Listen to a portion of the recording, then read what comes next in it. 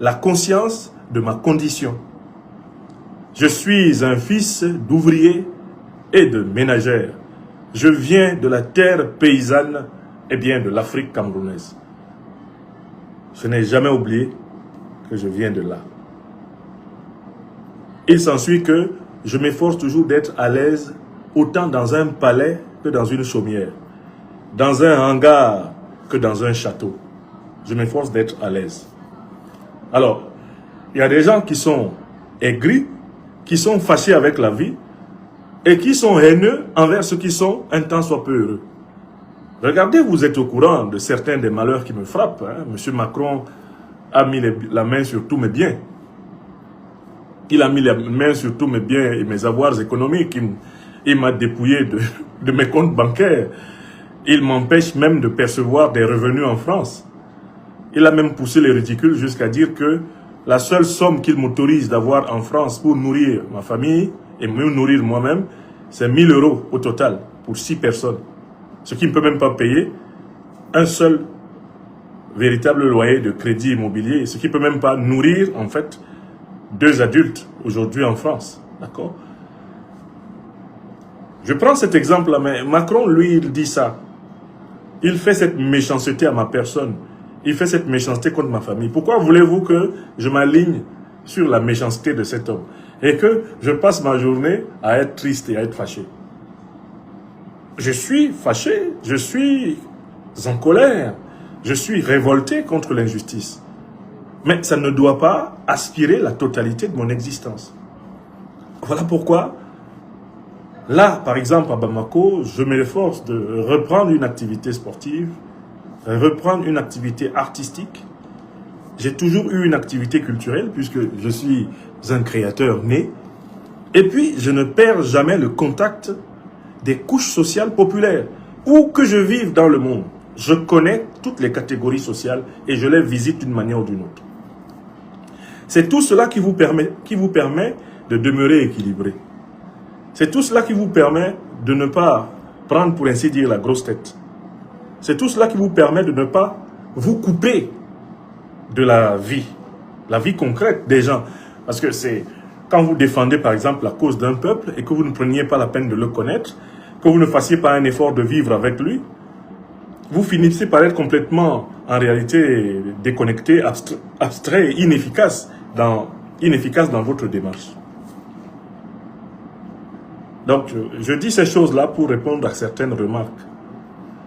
Quand j'étais à la dibiterie chez mon ami Abba cet après-midi, il y en a quelques-uns qui m'ont dit « Vous ne devez pas, professeur, vous ne devez pas aller dans des endroits comme ça. »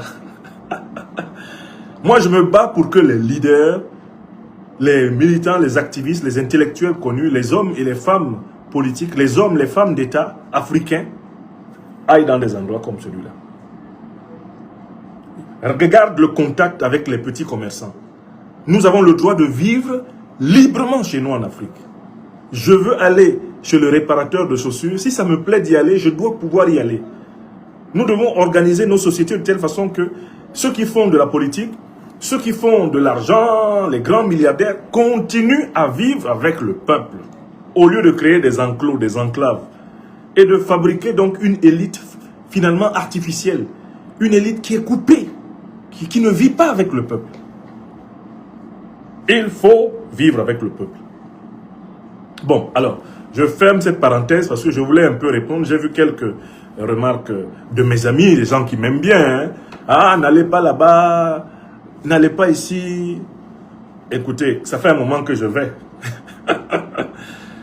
Le 31 mars, je suis dans le mois de ma 54e année. Le 31 mars, j'aurai 54 ans plein. Ça fait quand même 54 ans que je vais. Même si ma vie s'arrêtait là, j'ai déjà plus d'un demi-siècle. Et je suis déjà allé là où je voulais aller.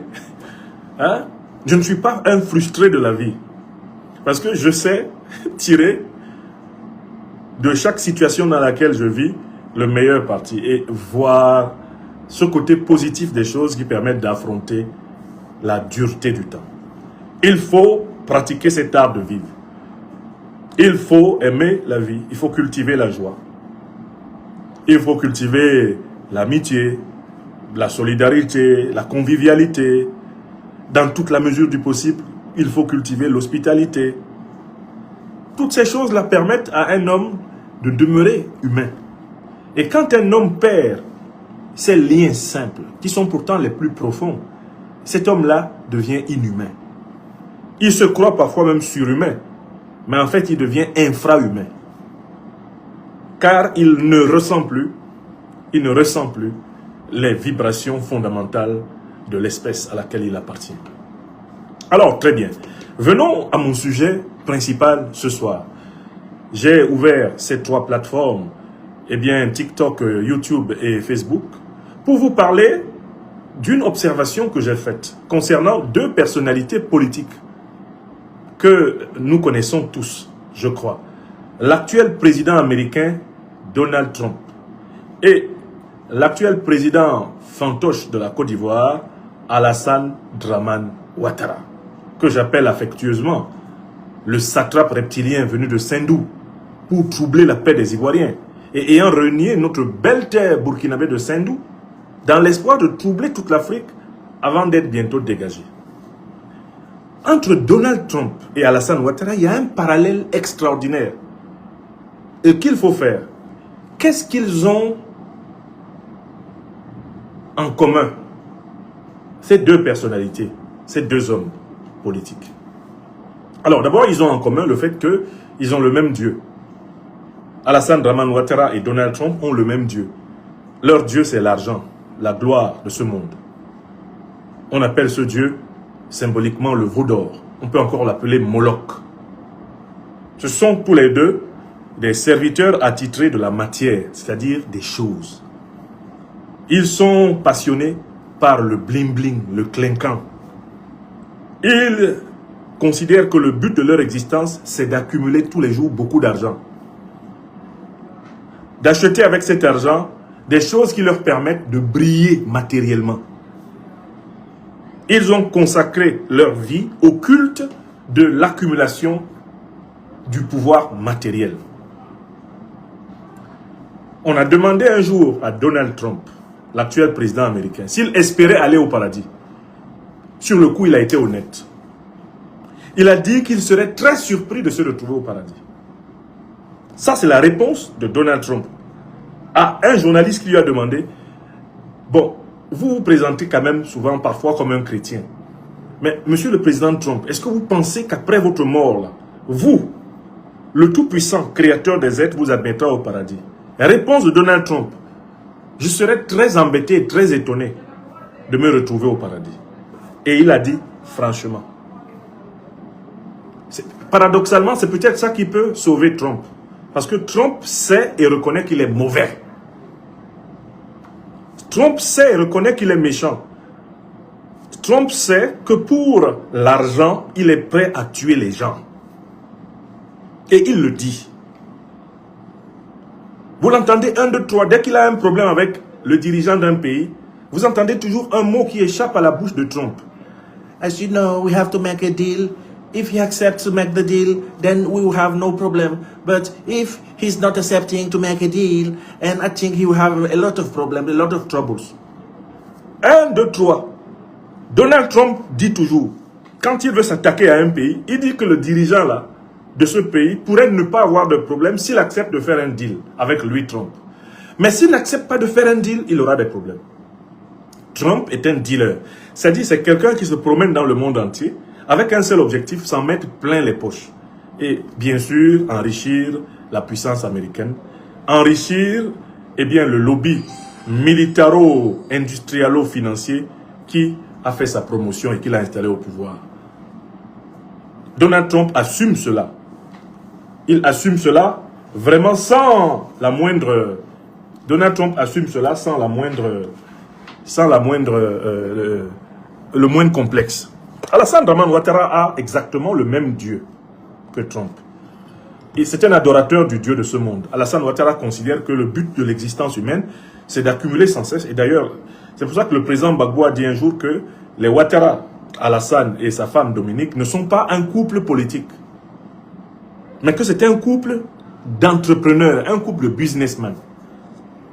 En fait, ils font de la politique pour chercher des opportunités d'attraper de très colossales sommes d'argent, de les mettre dans leur compte, de les mettre dans les paradis fiscaux, de les investir dans la pierre, acheter de l'immobilier en France, en Suisse, en Amérique, racheter les terres en Côte d'Ivoire, parfois même les arracher. Alassane Dramane Ouattara et sa femme n'ont qu'une seule passion. Quand ils se couchent le soir, la seule chose qu'ils veulent vérifier, c'est si leurs comptes bancaires ont gonflé au détriment de qui que ce soit, ça leur est égal. Et voilà pourquoi ils sont les portraits parfaits de Donald Trump. Ce sont des clones spirituels. Ils sont tous des adorateurs du veau d'or. Ce qui vaut pour eux, c'est l'argent. Les gens ne valent rien. Ce qu'il vaut pour eux, c'est la gloire que procure la possession de l'argent. Ce qui vaut pour eux, c'est la gloire que procure la possession de l'argent, la possession du pouvoir, et qui permet de gagner encore plus d'argent. Ils sont pris dans le cercle vicieux de la matière. Quand ce sont des adorateurs de la matière, ils ne croient pas en l'existence de l'esprit, ils ne croient pas en la supériorité de l'esprit sur la matière, ils ne croient pas en la transcendance. Ils ne pensent pas qu'il y a un être supérieur qui nous a créés et qui pourrait avoir énoncé des règles, des lois, des principes sur lesquels nous devons nous efforcer de marcher afin de réaliser la mission pour laquelle il nous a accordé la forme humaine. Ces individus-là, Alassane Dramane Ouattara et Donald Trump, sont des athées démoniaques. Ils adorent le prince des ténèbres. C'est-à-dire qu'ils adorent le Dieu inversé. Ils adorent l'antichrist. Je ne dis pas l'anté, mais l'anti. L'opposé de Dieu. Ils adorent l'ombre de Dieu. Car en fait, la matière est l'ombre de l'esprit. Comme notre corps que vous voyez est l'ombre de notre âme. Notre âme est lumière. Notre corps est ténèbres. Le corps, mon corps que vous voyez, c'est l'ombre de mon âme. C'est le côté sombre, le côté dense, le côté matériel de mon âme. Eux, ils adorent essentiellement le côté dense. Ils adorent essentiellement le côté bas, le côté sombre, le côté obscur des choses. Pourquoi? Parce qu'ils accordent plus d'importance à la matière qu'à l'esprit. Or, la matière est l'expression de l'esprit. C'est l'esprit qui est créateur. L'esprit est supérieur. Il domine la matière. Quand on est correctement éduqué et qu'on a conscience de l'existence du Tout-Puissant. Eux, ils n'ont pas conscience de l'existence du Tout-Puissant. Ils ont détrôné le Tout-Puissant. Et ils ont mis sur le trône du Tout-Puissant l'ombre du Tout-Puissant, qu'on appelle le diable, Satan, le prince des ténèbres, le prince de ce monde. Il faudrait qu'un jour nous fassions une conférence de métaphysique sur la signification philosophique de Satan. Enfant, fils de témoin de Jéhovah, dans mon adolescence et dans mon enfance camerounaise, c'est l'une des questions qui m'a le plus marqué. Nous avions, nous les enfants de témoins de Jéhovah, des brochures qui nous permettaient de réfléchir à un certain nombre de questions théologiques, de questions théocratiques, comme on les appelait.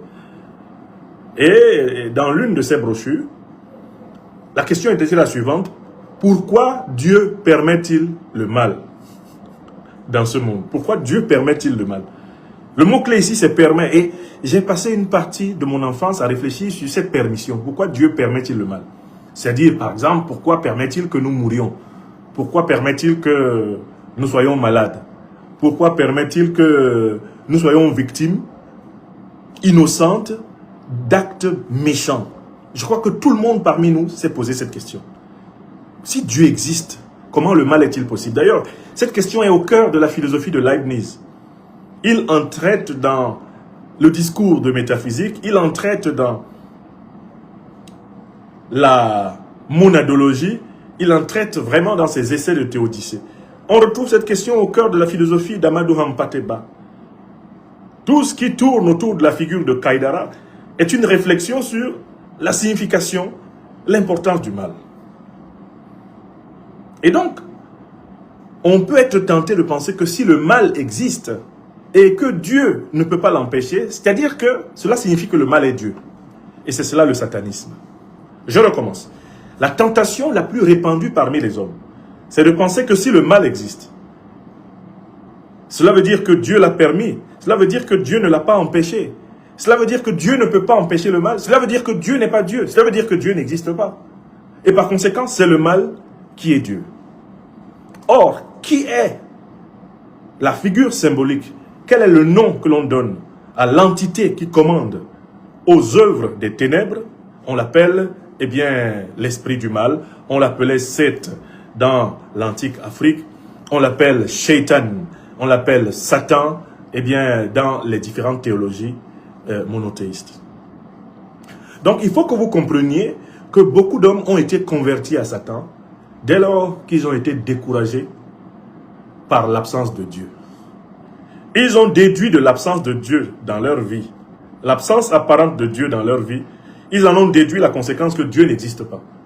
Et que seul existe l'anti-Dieu, l'ombre de Dieu, le contraire de Dieu. Voilà comment ils sont allés au satanisme, c'est-à-dire au culte du veau d'or, au culte de la matière. Alassane Dramane Ouattara et Donald Trump ont ce problème. Ils ont été convertis au culte de l'anti-Dieu.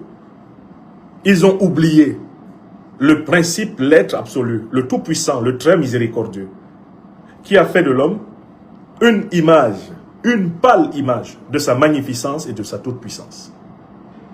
Afin que l'homme apprenne à le servir, apprenne à l'imiter dans la construction de la nature et se prépare à cette ultime grande initiation que le profane appelle la mort et qui n'est rien d'autre que le passage d'une forme de vie, la forme psycho-animale humaine, à une forme spirituelle, la forme ancestrale ou angélique.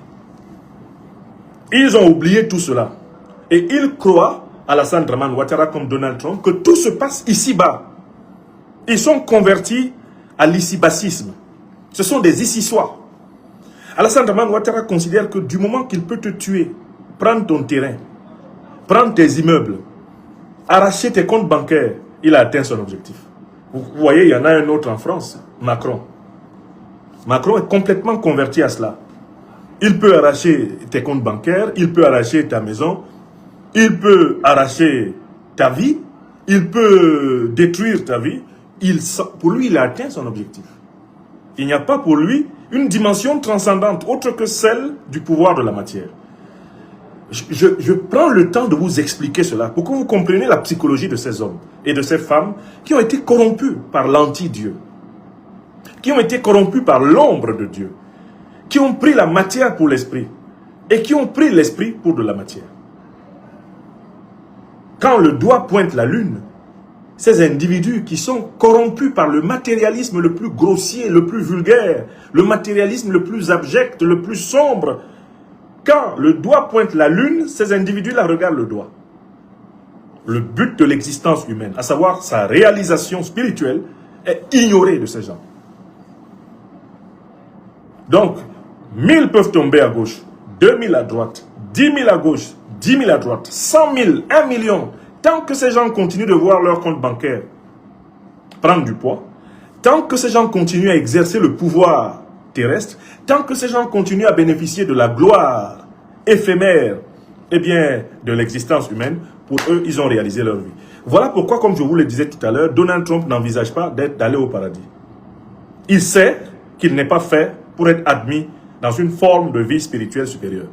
Donald Trump sait que, à la limite, si Dieu est vraiment gentil, il le réincarnera sous la forme, par exemple, d'un reptile. Il peut le réincarner sous la forme d'un arbre, peut-être même sous la forme d'un caillou. Parce que normalement, celui-là ne mérite même pas de revivre sur la terre comme un caillou. Et c'est le cas de Ouattara. Il ne croit en rien d'autre que en l'argent, au pouvoir et à la gloire de ce monde. Vous l'entendrez dire cela plusieurs fois. C'est qui le meilleur? C'est Ado. C'est quelqu'un qui a besoin d'être flatté. Et quand on oublie de le flatter, il se flatte lui-même. Et il ment. J'ai gouverné plus de 200 pays. Sa femme est toujours à côté. Oui, chou. Mais tu sais, Dominique, Donald Trump, il n'aurait jamais pu arriver au pouvoir sans moi. Les signes qu'Alassane Dramane Ouattara est complètement un individu inversé comme Trump, c'est qu'il s'attribue le mérite de tout ce qu'il y a de bon sur la terre. Ces individus-là qui sont en fait luciférisés, ces individus qui sont satanisés, ces individus qui sont diabolisés, ces individus qui ont inversé, qui adorent le Dieu inversé, sont souvent habités par un narcissique absolument épouvantable. Mais Dominique, tu sais, c'est grâce à moi que le Japon a été redressé. Sa femme dit, oui, chou. Mais est-ce que tu sais que Donald Trump n'aurait pas pu être président sans moi? Mais oui, chou. Mais tu te souviens, Trump, il venait à Paris, là. Il venait à Paris, on le nourrissait. Tu sais, quand ses affaires ne marchaient pas bien, tu sais qu'il lui a donné des conseils pour relancer ses affaires. Mais il n'aurait pas construit la Trump Tower sans moi. Ah non, mais je le connais personnellement. Il se lève. Mais Emmanuel Macron, c'est un ami perse, mais disons, c'est un fils à moi. Mais Macron, il a grandi dans ma main, tu sais, le ministère de l'économie et des finances. On m'a proposé d'être ministre en France, j'ai dit non, ça ne m'intéresse pas. On m'a proposé au Burkina, j'ai dit non, ça ne m'intéresse pas. Le président Houphouët-Boigny a vraiment fait trop d'efforts pour me convaincre. Sinon, moi je me destinais à gouverner la Banque mondiale. C'est le seul poste que j'aurais pu tolérer, ou alors d'être empereur d'Afrique de l'Ouest. C'est ça, Ouattara. Hein? Et il a sa cour qui est assise autour de lui et qui l'aide à mentir. Ah non, mais patron, est-ce que vous n'avez pas gouverné le Nicaragua? Mais bien sûr, Mais quelle question, Macéré? Mais, j'ai gouverné le Nicaragua. D'ailleurs, la capitale du Nicaragua, ce n'est pas Téhéran par hasard? Oui, patron, c'est Téhéran. Nicaragua, hein? Ils sont assis, ils se mentent, parce que ce sont des êtres diaboliques. Vous comprenez? Bon, maintenant, ça c'était le premier point. Je voulais vous montrer que la philosophie de l'existence, la vision de la vie, de Ouattara et de Trump, c'est la même chose. Ce sont des matérialistes vulgaires.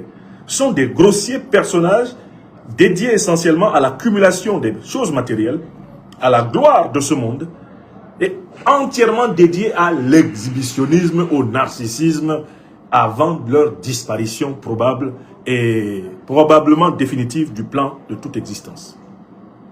Ils sont des ennemis de la vie, des serviteurs du néant.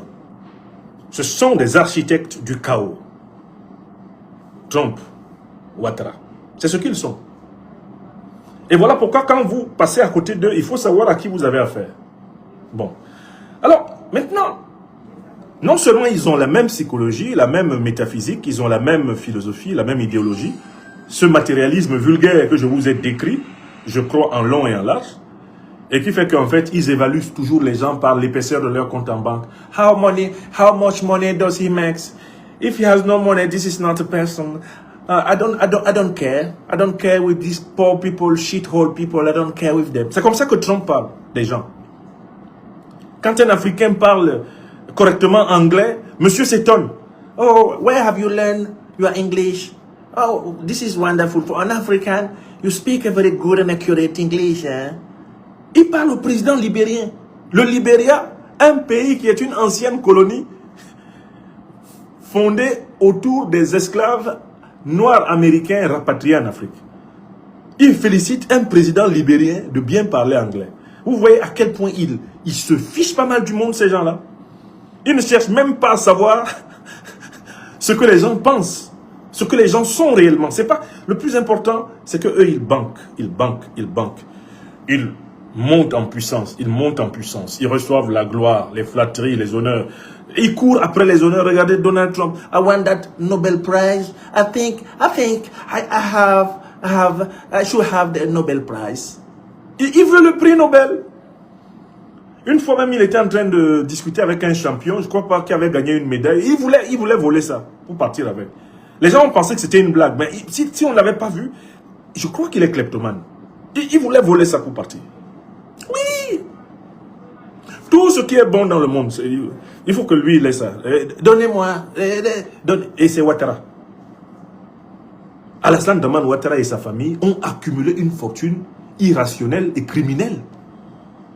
En Côte d'Ivoire, en 30 ans, ces gens-là ont raclé des centaines de milliards d'argent public ivoirien. Ils ont arraché à des capitaines d'industrie. Ils ont arraché à des propriétaires de banques leurs affaires. Ils mettent la main sur tout. Ils ont spolié des villes, des villages, des communes, des départements entiers de la Côte d'Ivoire de leur terre. Et ça n'arrête pas. Leur boulimie n'a pas de fin. Ils ont fini de s'emparer d'Abidjan, de dépouiller les ébriers. Ils sont en train de monter maintenant sur les Abers. Ils vont monter sur les Ouais. Ils vont monter sur les Sénophos. Ils vont dépouiller tous les Ivoiriens si vous voulez laisser ces gens-là. Parce que leur soif d'accumulation de richesses est sans fin. C'est la malédiction de Satan. L'un des épisodes les plus célèbres de la Bible est celui-là, c'est Satan qui dit au Christ, « Prosterne-toi devant moi et je te donnerai tous les biens de ce monde et tu auras toute la gloire de ce monde. » Eux là, ils se sont prosternés devant Satan pour qu'il leur donne la gloire de ce monde, qu'il leur donne tous les biens possibles de ce monde et qu'il leur donne pouvoir autant que possible sur tous les êtres humains qu'ils vont rencontrer. C'est ce qu'ils ont fait. C'est le célèbre pacte de Faust dans la grande pièce de Johann Wolfgang Goethe. Dans la pièce de Goethe. Le pacte avec le diable. Ils ont signé ça. Et c'est très grave. Hein? Quand quelqu'un est comme ça, il est un danger pour lui-même, il est un danger pour tous ceux qui sont autour de lui. Parce qu'il est inarrêtable. Il passe d'un objectif à un autre. Il rêve d'accumuler. Il rêve... Bon, en fait. Passons à la deuxième partie de mon propos. Je vous ai suffisamment décrit la psychologie, la métaphysique. Je vous ai décrit la religion inversée de Ouattara Dramane et de Donald Trump. Et vous pourrez reconnaître à cette description plusieurs des élites de ce monde. Plusieurs d'entre elles, malheureusement, sont des individualités inversées. Ce sont des hommes démonisés, des hommes sataniques. Ce sont des hommes qui ont tourné le dos à la lumière. Partout où on leur a transmis une initiation ayant pour but de manifester la lumière divine, ils ont inversé l'initiation. Ils pratiquent la contre-initiation. On leur a appris le bien, ils font exactement le contraire. Parce qu'ils croient que le mal conduit plus facilement à la prospérité, à la gloire et au pouvoir que le bien. C'est vrai que faire le bien suppose beaucoup de sacrifices, beaucoup d'efforts, Cela suppose vraiment beaucoup d'humilité. Il faut prendre sur soi pour faire le bien. Alors que pour faire le mal, enfin, on peut sacrifier facilement les autres et on avance. Pour faire le bien, on doit vraiment faire des efforts sur soi-même. On doit s'affiner, on doit se travailler. Le chemin du bien n'est pas facile. Alors que la pente vers le mal, mais c'est la pente de la facilité, ils la prennent. Et voilà pourquoi ils méprisent tout. Ils ne respectent rien. Donald Trump a dit que le droit international ne sert à rien.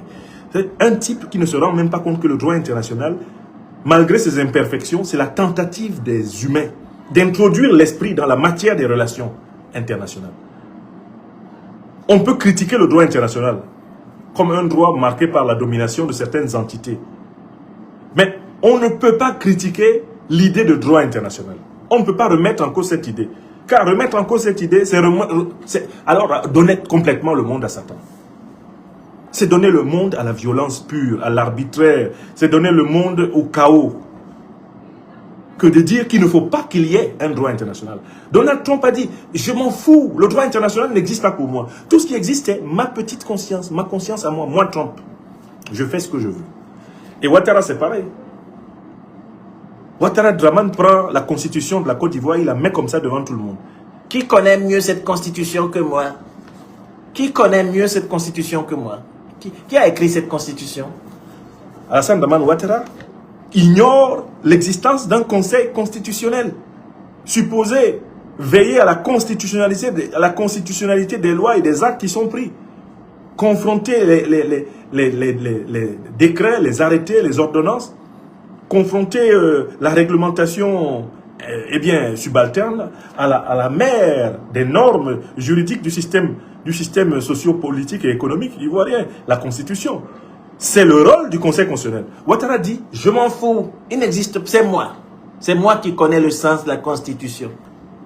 C'est typiquement cette arrogance-là de gens qui sont habités par la passion de la matière, le culte de la matière. Les gens qui sont les serviteurs du veau d'or, c'est comme ça qu'ils font. Bon. Les deux ont un problème. Commençons par Donald Trump. Les deux ont un problème en commun. C'est la deuxième partie de mon intervention. Suivez bien ma démonstration. Non seulement ils sont du même genre, ce sont des oiseaux de même plumage, des serviteurs des démons du matérialisme, mais ils ont actuellement un même problème. C'est quoi? C'est qu'ils sont cités dans la plus perverse affaire de l'histoire de la politique mondiale. Peut-être même que c'est la plus perverse affaire de l'histoire de la politique dans le système solaire. L'affaire Epstein. Donald Trump y est abondamment cité. Et aux États-Unis, il y a tout un débat et même toute une polémique qui est née de sa volonté d'effacer ses traces. Il était l'ami d'Epstein. Il est allé sur l'île d'Epstein et il a profité des avantages matériels qui étaient offerts par Epstein. Donald Trump est dans cette affaire. De nombreux documents le montrent en posture lascive. De nombreux documents montrent qu'il faisait partie des visiteurs et des grands praticiens de cet espace de perversité. Or, le problème c'est que Epstein, c'était un agent du Mossad. Et comme il était un agent du Mossad, le Mossad possède donc sur Donald Trump des documents extrêmement scandaleux, de nature à détruire à tout jamais sa carrière, pas seulement politique, mais même sa carrière commerciale et sa carrière même civile. C'est-à-dire que les Israéliens, à travers leur agent du Mossad Epstein, détiennent sur Donald Trump des documents tels que ils ont donc un moyen de faire chanter Trump. Le professeur Jeffrey Sachs a posé la question de savoir pourquoi Donald Trump fait-il les 4 volontés d'Israël. Mais la réponse est très simple. Il fait les 4 volontés d'Israël parce qu'Israël le tient à travers les dossiers de Jeffrey Epstein. C'est tout. Israël le tient à travers les dossiers de Jeffrey Epstein. Le lobby juif américain, dont Jeffrey Epstein était un agent, travaillait pour les services secrets israéliens. Donc Benjamin Netanyahou, le premier ministre d'Israël, qui est donc le patron du Mossad, statutairement, détient les documents d'Epstein sur Trump. Il a par là donc une monnaie de chantage pour obliger Donald Trump à faire les 4 volontés d'Israël. Et c'est comme cela qu'ils ont entraîné Trump à attaquer l'Iran. Est-ce que vous comprenez?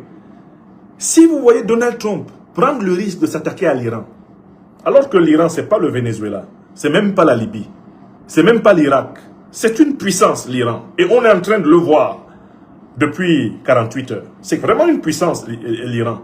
C'est pas n'importe qui, l'Iran. C'est une nation vieille de plus de 2500 ans. Donc, pour que Donald Trump prenne le risque d'engager une guerre ouverte contre, justement, l'Iran, il fallait qu'il ait des raisons personnelles. Qu'il y ait sur lui-même une menace. Menace sur sa carrière politique, menace sur ses avoirs économiques, menace même sur sa liberté civile. Et cette menace-là, ce sont les dossiers Epstein. Le lobby juif américain, à travers Epstein, tient Trump. Et Benjamin Netanyahou, le premier ministre d'Israël, tient Donald Trump à travers les affaires d'Epstein. Voilà pourquoi Donald Trump obéit le doigt sur la couture au premier ministre israélien, qui est pourtant minoritaire dans son pays. Est-ce que tout le monde est en train de comprendre? Ça, ce sont les arcanes de la situation politique internationale dans laquelle nous sommes. Pour moi, la vraie raison pour laquelle Donald Trump obéit à Israël, littéralement comme un caniche, fait les 4 volontés d'Israël, c'est que Israël le tient à travers le dossier Epstein. Et pour se protéger des révélations que Netanyahou pourrait opportunément provoquer, Donald Trump fait ses 4 volontés. Il lui dit, frappe l'Iran, il frappe l'Iran. Bombarde l'Iran, il bombarde l'Iran. Frappe le Venezuela, il frappe le Venezuela. Bombarde le Venezuela, il bombarde le Venezuela. Kidnappe Maduro, il kidnappe Maduro. Trump est le caniche de Netanyahou. Et je vous rappelle que ce Netanyahou est condamné par la Cour pénale internationale. Quand la Cour pénale internationale a lancé un mandat d'arrêt international contre lui, Ce sont les États-Unis qui ont menacé les juges de la Cour, de coups et blessures. Les ont même interdit de mettre les pieds, leur ont même interdit de mettre les pieds aux États-Unis. Donald Trump a volé au secours de Netanyahou. Il est même allé jusqu'à exiger du président de la République d'Israël de signer une amnistie pour Benjamin Netanyahou. Tout cela, pourquoi Trump est-il obligé de faire ce que Netanyahou lui demande? Parce que Netanyahou est assis sur le dossier de Trump dans l'affaire Epstein. Voilà le problème de Trump. Maintenant, regardons Ouattara Draman. Ouattara Draman est dans l'affaire Epstein. Si on doit chercher un homme politique africain qui est mouillé, mais mouillé de chez mouillé dans l'affaire Epstein, c'est Alassane Draman Ouattara. Comment? On le sait, à travers sa nièce Nina Keïta, qui était une prostituée de luxe au service permanent de Epstein, et qui a organisé avec lui des réseaux de proxénétisme aux États-Unis, en France, et parce que de nombreux hommes politiques français sont également impliqués dans cette histoire, et également, tout naturellement, en Côte d'Ivoire. C'est-à-dire que, à travers Nina Keïta, Jeffrey Epstein, c'est-à-dire aussi donc le Mossad, c'est-à-dire le gouvernement d'Israël, c'est-à-dire Benjamin Netanyahou, détient le Macabo de Ouattara. Il a le Macabo de Ouattara. Donc Alassane Draman Ouattara est lui-même l'otage d'Israël à travers l'affaire d'Epstein. De la même façon que Donald Trump est l'otage d'Israël à travers l'affaire d'Epstein. Vous avez vu? Vous avez vu en quoi ils se ressemblent? Ça, c'est la deuxième partie. Je viens de vous montrer que ce sont tous des otages d'Israël à travers l'affaire d'Epstein. La nièce d'Alassane Draman Ouattara, Nina Keïta, qui l'a bombardé à la tête de la filière pétrole de la Côte d'Ivoire, n'est rien d'autre que la diablesse de service. C'est la Jézabel, c'est la sodomite, la gomorite, qui a été utilisée par Alassane Ouattara pour entrer dans les grâces de Jeffrey Epstein. À travers Jeffrey Epstein, entrer sous la protection du Mossad. À travers le Mossad, entrer sous la protection du lobby juif américain. À travers le lobby juif américain, être protégé donc, puisque ce lobby juif américain contrôle l'élite politique européenne. Et ce lobby juif américain est à la tête, bien sûr, du gouvernement d'Israël. Donc Alassane Draman Ouattara a utilisé sa nièce comme une prostituée, lui permettant d'obtenir les bonnes grâces du réseau de pouvoir le plus influent de tout l'Occident. Il se trouve que ce réseau n'est pas simplement un réseau militaire, industriel, financier, c'est aussi un réseau pervers. C'est un réseau satanique, c'est un réseau diabolique, c'est un réseau d'hommes inversés, de femmes inversées, c'est un réseau de démons incarnés. Et cela correspond parfaitement à la psychologie de Ouattara et de Trump. Et ça, c'est la deuxième partie de ma démonstration.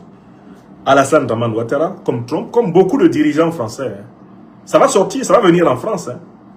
Macron fait tout pour nier l'affaire, il fait tout pour rejeter l'affaire, alors que lui-même, il est un produit de ce lobby. Sa carrière politique ne peut pas s'expliquer sans les Rothschild, qui sont à fond impliqués dans la mafia d'Epstein. La carrière politique de Macron ne peut pas s'expliquer sans les Rothschild, qui sont eux-mêmes cités à mort dans l'affaire d'Epstein, notamment une certaine Ariane de Rothschild. Est-ce que c'est clair pour tout le monde? Maintenant, on peut passer à la troisième et dernière partie de ma démonstration. Comment les deux comparses, les amis de Jeffrey Epstein, le fils du diable sur la terre, le prince diabolique absolu, l'agent du Mossad, Jeffrey Epstein, comment veulent-ils s'en sortir? Donald Trump fait des guerres pour distraire les Américains de l'affaire Epstein et pour satisfaire Netanyahou, afin que celui-ci ne le livre pas à la vindicte populaire. Donc, on peut dire, sans risque de se tromper, que Donald Trump a tué le guide de la révolution iranienne pour distraire les Américains du scandale Epstein dans lequel il est mouillé.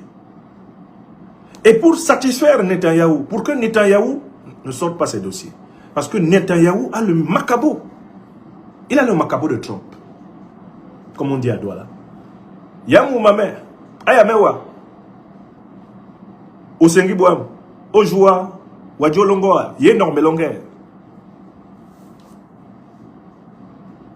Est-ce que vous comprenez? à la Mawe Zoni. Donc, Trump, pour tromper les Américains et pour satisfaire le régime nazi qui est à la tête d'Israël aujourd'hui, Trump a décidé de kidnapper par-ci, tuer par-là, bref, de semer la mort. La mort spectaculaire, il la sème dans le monde afin que les Américains oublient son implication dans l'affaire Epstein et que les Israéliens ne le livrent pas entièrement, eh bien, à la justice. Mais Alassane Draman Ouattara, lui, il a réfléchi, il s'est dit, mais sur qui je peux dévier ma culpabilité? Tout le monde sait qu'à travers ma nièce, Nina Keïta, je suis à fond dans l'affaire Epstein. La Côte d'Ivoire est aujourd'hui l'une des plus grandes plateformes de la perversité mondiale. On l'appelle opportunément le Whoopiland. Le pays où tout trou est trou. C'est Ouattara, avec Nina Keïta. Ce sont eux qui ont révolutionné la Côte d'Ivoire pour la conduire dans le culte des enfers, le culte des mondes inférieurs. Et ce n'est pas un hasard si des gens qui font cela valorisent l'anus. L'anus qui est la partie du corps humain qui est en rapport avec ce qu'il y a de plus bas dans le corps humain, la matière fécale. Ce sont ces gens-là qui promotionnent l'anus. Ils n'ont pas choisi l'anus par hasard. C'est l'orifice humain qui est le plus visité par les matières les plus abjectes qui échappent au corps humain. C'est un orifice fait pour évacuer les déchets. Or, ces gens-là sont les philosophes du déchet, ce sont les princes du déchet, ce sont les amoureux du déchet, ce sont les adorateurs du déchet. Car le déchet, c'est la matière, sous la forme élémentaire. Le déchet, c'est leur Dieu. Voilà pourquoi, partout où ils passent, il y a une promotion de la nustocratie, le pouvoir anal. Est-ce que vous avez compris? Je suis en train de vous décrypter les choses aujourd'hui pour que vous compreniez. Mais bien sûr, je n'ai pas oublié le Cameroun. Le Cameroun est exactement dans le même état que la Côte d'Ivoire aujourd'hui. J'ai écrit un livre entier, messieurs. Respectez-moi. Respectez les gens qui ont vécu quand même. J'ai écrit un livre entier sur la question camerounaise. Je l'ai publié en 2014 chez l'Harmattan. Commandez-le. Critique de la tragédie camerounaise. Il y a un chapitre entier qui est réservé à décrire cette inversion des valeurs dans mon pays natal, le Cameroun. Ne venez pas là me parler comme si... Moi, je suis opposant à Paul Biya. Je n'ai jamais été membre de son régime. Pour les raisons que je donne, pour les mêmes raisons pour lesquelles je suis opposé à Ouattara aujourd'hui. Je ne suis pas dans le deux poids, deux mesures dans cette histoire. Le régime camerounais et le régime ivoirien sont des clones. Ce sont des régimes inversés, ce sont des anustocraties. Ce sont des régimes où les contre-valeurs, les anti-valeurs, l'anti-Dieu, l'ombre de Dieu a été proclamé Dieu. C'est vrai du Cameroun, c'est vrai de la Côte d'Ivoire, c'est vrai de plusieurs pays africains. Chacun peut y voir d'ailleurs le sien. Mais je reviens à ça, j'essaie de vous expliquer que ces gens-là, ils ne sont pas pervers par hasard. C'est un choix philosophique, c'est un choix spirituel, c'est une orientation. Ils ont décidé de perdre leur âme. Ils n'ont rien à foutre de leur âme. Le plus important pour eux, c'est leur corps, c'est-à-dire l'ombre de l'âme. Ils adorent l'ombre de l'âme. Au lieu, en réalité, de tourner l'âme vers son Créateur, le Tout-Puissant, l'Esprit absolu, non, eux, ils adorent l'ombre de leur âme. Ils adorent la chair, le corps.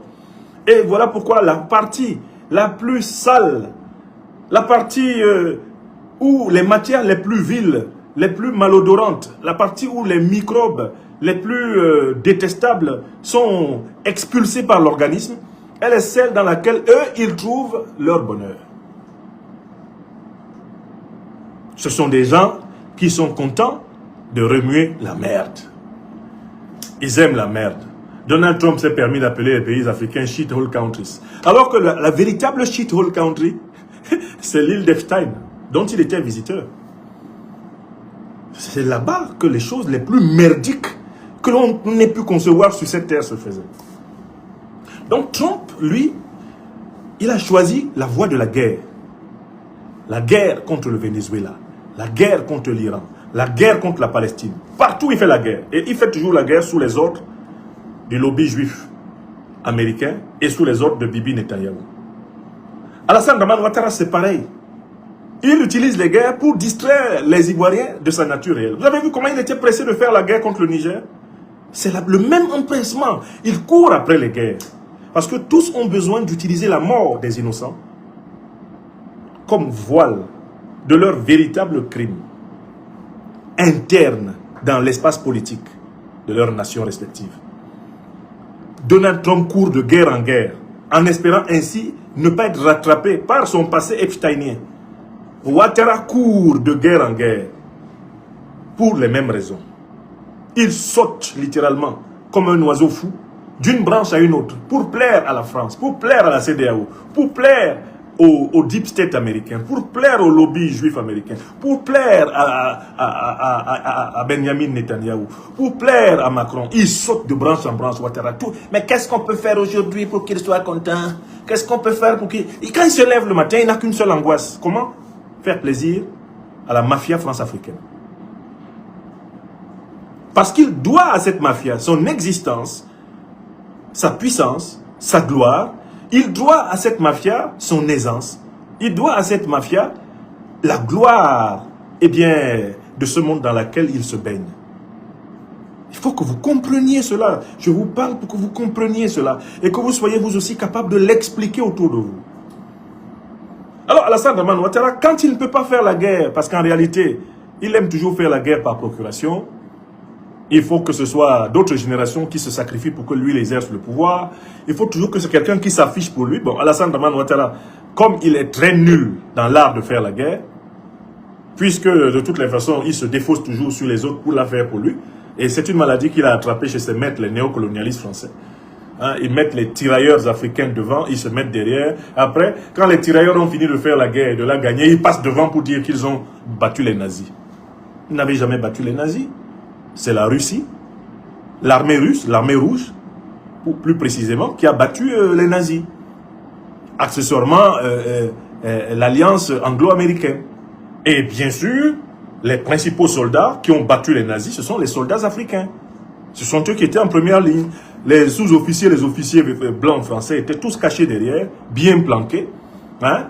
Quand les Noirs avaient fini de combattre et que les Boches avaient été dézingués, et les officiers passaient devant et ils inauguraient les chrysanthèmes. Et ils paradaient comme De Gaulle. Combien de combats il a mené De Gaulle pour prendre le pouvoir en 40? Et les Africains devant, lui derrière, toujours au QG, bien caché. Et puis c'est son nom qui reste. Pourtant, ce sont les Africains qui étaient en première ligne. C'est quand même... C'est méchant, non? Vous ne trouvez pas ça méchant? Ces deux guerres mondiales occidentales où les Africains ont servi de chair à canon. Bon. Quand Alassane Dramane Ouattara se rend compte qu'il est incapable de faire la guerre, il a tenté au Niger, il a regretté. Il a tenté au Mali, il a regretté. Il a tenté au Burkina, il a regretté. Bon, Alassane Ouattara a quand même son souffre-douleur naturel. Ah oui! Selon un proverbe fort connu en Côte d'Ivoire, quand un poulet a mal à la tête à Abidjan, quel est le nom qu'on va citer? Quand on a fini, quand Ouattara a essayé sur le Burkina, il n'a pas pu. Il a essayé sur le Mali, il n'a pas pu. Il a essayé sur le Niger, il n'a pas pu. Quel est le nom qui va sortir de la bouche de Ouattara pour justifier ses malheurs? On sait que pour Macron, c'est le nom de Poutine. Hein? Pour les Occidentaux, c'est le nom de Poutine. Un train déraille. Ce sont les Russes. Des ordinateurs ne fonctionnent pas dans un aéroport. C'est une attaque russe. Dans un aéroport, dans un hôpital, là, il y a un bloc opératoire qui dysfonctionne. C'est une attaque russe. Bon, maintenant, allons en Côte d'Ivoire. Quand Alassane Dramane Ouattara ne parvient pas à se défouler sur les pays voisins, qui sont ces cibles désignées par le néocolonialisme français, quel est le nom qui va venir dans sa bouche? Quel est celui à qui il va prêter? Quel est celui à qui il va prêter, tout naturellement, le projet d'incarner la mort? De quelle mort a-t-il besoin pour se sentir, en quelque sorte, encore plus puissant? Eh bien, vous-même, vous l'avez écrit. En Côte d'Ivoire, c'est connu. Poulet à la balle à la tête, c'est Guillaume Soro. Un éléphant à Bari, dans la forêt de Mans, c'est Guillaume Soro. Alassane Dramane Ouattara s'est cogné sur un caillou dans sa cour à la Riviera, c'est Guillaume Soro. Dominique Ouattara a raté son avion. C'est Guillaume Soro. Alassane Dramane Ouattara ne parvient plus à rembourser toutes les dettes qu'il a accumulées sur le dos de la Côte d'Ivoire. C'est Guillaume Soro. Donc voilà, il s'est assis. Comment faire oublier que sa nièce Nina Keita l'a amené avec son propre accord dans l'affaire F-Time? Comment faire oublier qu'il fait partie des diables d'F-Time? Il faut inventer un canular sur l'ancien président de l'Assemblée nationale, ancien Premier ministre Guillaume Kibafori Soro, le président de notre mouvement Génération et Peuple Solidaire de Côte d'Ivoire. Oh, Guillaume Soro, mais je pense qu'il est malade. Hein? Je crois qu'il est à l'article de la mort. Hein, Dominique? Oui, chou. Voilà un vieillard de plus de 90 ans avec ses 3 faux actes de naissance qui passe son temps à imaginer la maladie et la mort de quelqu'un qui n'a même pas l'âge de son premier fils. On peut faire ça. Alassane Dramane Ouattara, on peut faire ça. Donald Trump, lui, se défausse, il donne la mort aux Palestiniens, il kidnappe les Vénézuéliens, il tue les Vénézuéliens. Maintenant, là, il tue les Iraniens, il tue le leader iranien. Alassane Dramane Ouattara, c'est sur les Maliens, les Burkinabés, les Nigériens, et sur Guillaume Soro et ses compagnons, qui se défoulent. Ah non, mais je pense qu'il faut lancer quand même une rumeur. Hein. Il faut dire que Guillaume, il est à l'article de la mort et qu'il a peut-être même d'ailleurs rendu son dernier souffle. Oui, chou. Photocopie. Oui, papa, tonton, grand frère, président. Mais comment ça se fait que tu l'as toujours pas atteint avec une de tes fioles? Mais, grand frère, il faut quand même pas oublier qu'on l'appelle Tchéni Banani. Hein? C'est le Tché Bogota. Tu sais, lui, il est rompu à l'art de la résistance. C'est un marronnier de haut niveau. Hein? Mais, Birahima, je t'ai quand même nommé vice-premier ministre, ministre d'État, ministre de la Défense, hein? Ministre de mon petit frère Ria. Hein? Tu es le ministre du Doroya. Hein? Je t'ai quand même nommé là. Mais tu parviens toujours pas à briser ce Guillaume Soro. Lancez-moi cette rumeur. Dites qu'il est à l'article de la mort. Émouvez les Ivoiriens. Faites désespérer les Ivoiriens qui comptent sur lui. Parce que les Ivoiriens continuent à regarder aux frontières. Il arrive quand? Il arrive quand? Mais moi, j'ai l'impression que tant que cet individu existe, je n'aurai jamais la paix. Hein. D'ailleurs, photocopie, si je venais à mourir et que celui-là est vivant, tu n'as pas le pouvoir en Côte d'Ivoire. Hein. Ah, je peux te dire, hein, parce que il est beaucoup plus solide que toi, tu ne peux penser. Hein. C'est grâce à moi. Hein. Attention, sans moi, si je ne suis pas là, faites tout pour que je vive au moins jusqu'à 150 ans. Oui, chou. Chou, tu vivras 200 ans. Merci. Merci, chou. Guillaume Soro, mon leader ivoirien, mon frère, mon ami, de 30 ans, je ne fais pas une semaine, nous ne faisons pas une semaine, quelles que soient nos activités, sans échanger. Guillaume Soro, qui est en forme, bondissant comme une nouvelle tisse, ou comme on dit au Cameroun, comme un 404 qui vient de sortir des brasseries. Et il parle de quoi? Alassane Dramane Ouattara, qui est pourtant un grand corps malade, il marche en point virgule.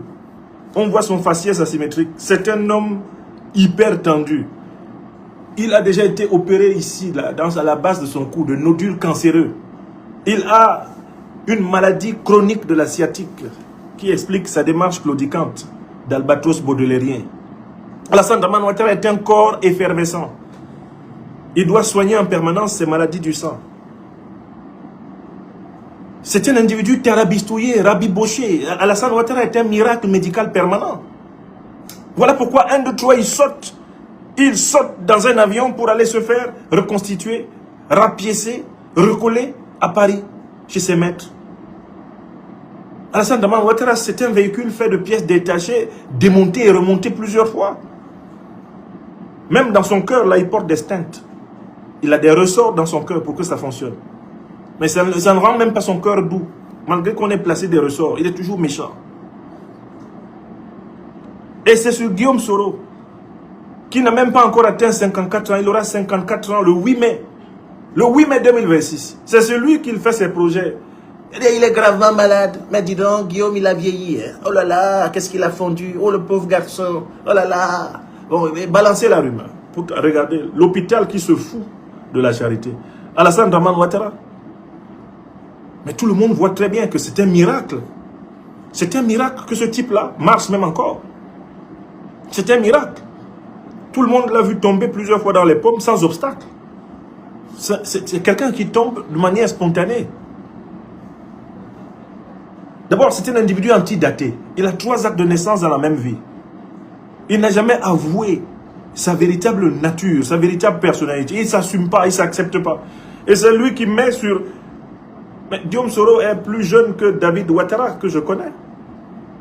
Alassane Dramane Ouattara devrait penser à la mort de son fils David, au lieu de penser à celle de Guillaume Soro. Parce que David, je pense, a pratiquement 60 ans. Le fils aîné du président Alassane Ouattara, là, du RHDP. Pourquoi il ne fait pas ses projets sur David? Son propre fils, pourquoi il ne fait pas dessus? C'est sur Guillaume Soro. Mais dis donc, oh le pauvre, il est à l'article de la mort. Il a fini de voir la mort qu'il a autour de lui-même, Ouattara. C'est sur Guillaume Soro qu'il voit la mort. Il a des enfants plus âgés que Guillaume Soro.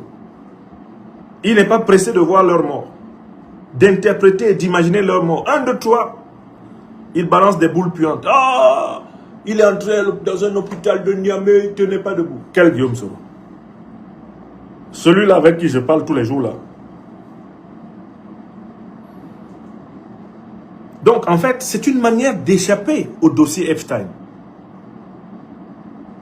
Chez Alassane Dramane Ouattara, le Mali, le Burkina Faso, le Niger, Guillaume Soro sont les échappatoires. Comme chez Trump, c'est Cuba, c'est le Venezuela, ce sont les Palestiniens, c'est l'Iran qui sont les échappatoires. C'est le Nigeria où il prétend maintenant venir défendre soi-disant des chrétiens. Comment quelqu'un qui était dans l'île d'Epstein, quelqu'un qui est l'ami d'Epstein, quelqu'un qui a fait toutes les conneries possibles avec Epstein, comment une telle personne peut prétendre défendre les chrétiens? Même les chrétiens sont étonnés. Autant laisser Satan en personne venir les défendre, c'est mieux, puisque, pour ainsi dire, Dieu tolère au moins que Satan existe, puisque Satan est chargé de tenter ceux qui veulent découvrir le mal. Dieu permet que Satan tente ceux qui veulent découvrir le mal, ceux qui doutent de Dieu. C'est ça le rôle de Satan, c'est le tentateur. Et ce rôle lui a été assigné par Dieu, dans la théologie. C'est un ange déchu, mais qui a pour fonction de permettre à ceux qui veulent goûter au mal, de voir que le mal est mal. Il est chargé de montrer le corrigé du mal du mal, à celui qui est passionné par le mal. C'est le tentateur. Et de ce point de vue, il joue un rôle précis dans l'équilibre du système. Surnaturel. Le diable n'est pas là par hasard. Il n'est pas là pour rien. Dieu peut le tuer. Si Dieu ne l'a pas tué, c'est qu'il sert à quelque chose. Il sert à punir ceux qui font un mauvais usage de leur liberté. Il est là pour ça. Prosterne-toi devant moi et je te donnerai toute la gloire de ce monde. Dit Satan au Christ. Et le Christ lui dit, va des rétro, Satan. Éloigne-toi de moi, Satan. Il est écrit, l'homme ne vit pas seulement du pain qui rentre dans sa bouche, mais de la parole de l'Esprit du Seigneur. Vous connaissez ce verset biblique, mais on le retrouve dans toutes les grandes histoires religieuses. Même dans les histoires traditionnelles africaines. Les démons ne sont pas là par hasard, ils sont chargés de nous tenter. Si Dieu ne les tue pas, c'est parce qu'ils jouent un certain rôle. Ils sont chargés de montrer à celui qui veut découvrir le mal du mal. C'est pour ça que quand il y en a un qui rentre, et que ça te plaît, il s'en va appeler 7 autres, disent les théologiens. Il va appeler 7 autres démons, il dit, il y a quelqu'un qui aime ça. Attends, on va aller là-bas. Et quand les 7 là viennent, chacun des 7 appelle 7 autres. Donc c'est une puissance de 7. Nous rappelle plusieurs textes sacrés. Donc, et je reviens là à la question que je posais au départ. Pourquoi Dieu permet-il le mal? Pour que l'homme éprouve sa liberté. Pour que l'homme choisisse en son âme et conscience de servir Dieu. Parce que c'est trop facile d'être sauvé sans avoir fait d'effort. Oui, le libre arbitre est là pour que nous soyons tentables. Et la tentation est là pour que nous méritions la miséricorde et la grâce divine. Donc attention, Dieu sait que Satan est là. Il sait que son ombre est là. S'il n'a pas détruit son ombre, il sait pourquoi. Le jour qu'il voudra la détruire, il sait aussi pourquoi. Cela nous échappe. C'est au-dessus de notre entendement. Mais nous savons quand même que si le mal n'existait pas, comment notre foi serait-elle prouvée et éprouvée si le mal n'existait pas? Donc on serait bon automatiquement, quoi. Et c'est cela qui fait la différence entre un ange qui n'a jamais été humain et un ange qui a été humain, ou un homme qui va devenir un ange. Il connaît davantage le libre arbitre, les conséquences. Mais oui, tenter, regretter. C'est une grande école, le tenter, regretter. Tu tentes, tu regrettes. Oui. Au terrain de foot, autrefois, nous on disait, qui casse paye. Les gars qui avaient le ballon étaient mauvais. Hein. Parce que dans le quartier, il n'y avait pas beaucoup de gars qui avaient un bon ballon. Le gars qui avait un bon ballon, il venait quand vous commencez à jouer, il dit, voici mon ballon qui est là. Celui qui casse paye. C'est-à-dire que si tu tires mon ballon, ça va taper sur une tôle et ça se perce. Tu vas seulement voir ton père, tu dis que j'ai cassé le ballon de quelqu'un, il faut me payer. L'existence, elle est organisée sous la forme du jeu du qui casse paye. Et Satan, c'est le trésorier. C'est le caissier, c'est le gars qui décaisse pour ceux qui doivent payer. C'est-à-dire que il est chargé des pénalités. Il est chargé des pénalités. Hein? Bon, voilà. Donc, voilà la conversation que je voulais avoir avec vous aujourd'hui, mes chers amis. Je voulais vous expliquer le lien intime entre Donald Trump, l'assassin du guide de la révolution islamique, l'ayatollah Seyed Ali Khamenei, que le Tout-Puissant ait pitié de son âme, et Alassane Dramane Ouattara, assassin de beaucoup. Le satrape reptilien venu de Sendou pour troubler la paix des Ivoiriens et ayant renié notre belle terre burkinabé de Sendou dans l'espoir de troubler toute l'Afrique avant d'être bientôt dégagé. Vous connaissez le mantra que j'ai mis sur Ouattara. Et je suis très heureux quand je voyage à travers le monde, je rencontre mes amis internautes et qui me rappellent le mantra. De la même façon que j'avais dit que Mohamed Bazoum est le junteur de Niamey qui va faire boum et il fait boum. Que j'ai dit que Talon sera talonné jusqu'à son étalement et il le sera.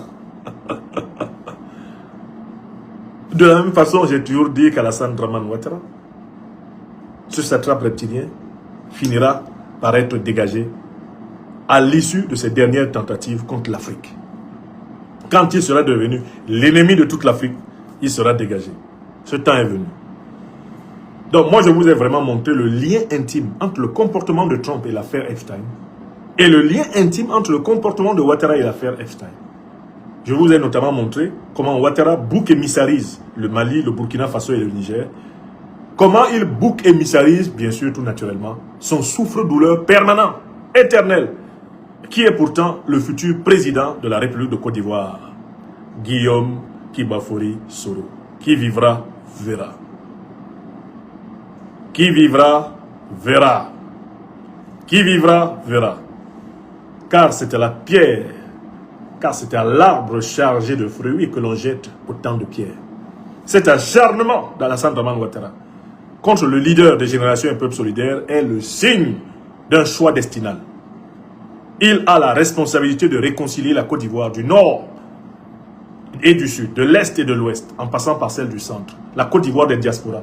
Guillaume Kibafori Soro a la responsabilité d'intégrer la grande Côte d'Ivoire panafricaine dans la dynamique de l'Alliance des États du Sahel pour construire une sous-région ouest-africaine impeccablement intégrée, souveraine, prospère, fraternelle, exemplaire, tirant toutes les leçons des erreurs et des fautes du passé.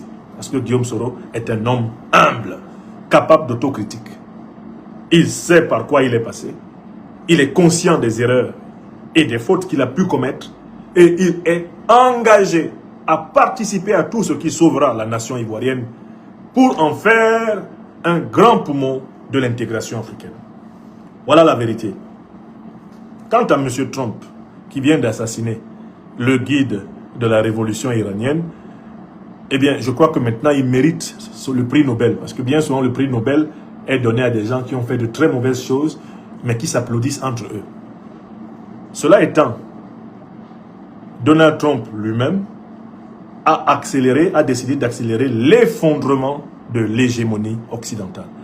Les événements qui se déroulent depuis 48 heures sont vraiment les événements de la fin de l'Occident.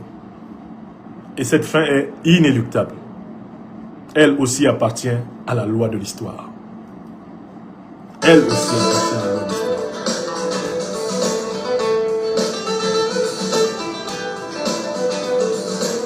Je vous souhaite, mes chers amis, une excellente fin de dimanche.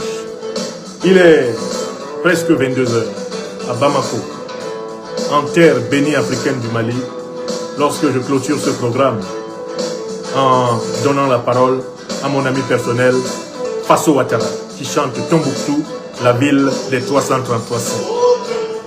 Merci à celles et ceux parmi vous qui vous mobilisez pour soutenir votre serviteur à la suite du gel de mes avoirs et de mes biens économiques par l'autocrate Macron. L'autre serviteur, eh bien, d'Epstein.